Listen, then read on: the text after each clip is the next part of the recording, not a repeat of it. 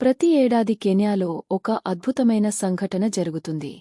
లక్షలాది నల్లని గుండ్రని బంతులు దేశం మొత్తం చెల్లబడతాయి, స్థానికుల్ని, పర్యాటకులను ఆకర్షిస్తాయి.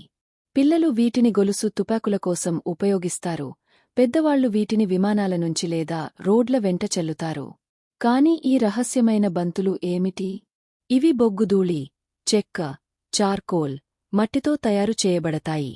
కెన్యాలో పెరుగుతున్న అటవీ నష్టం కోసం పరిష్కారంగా వీటిని రూపొందించారు.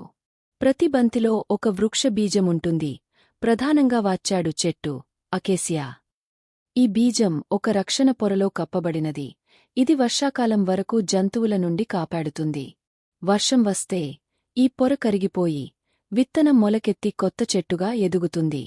శాస్త్రవేత్తల అంచనా ప్రకారం ప్రతి సంవత్సరం దాదాపు 2 కోట్ల బీజాలు ఈ విధానంలో విసిరి వేల హెక్టార్ల అటవీ ప్రాంతాన్ని తిరిగి పునరుద్ధరిస్తున్నాయి.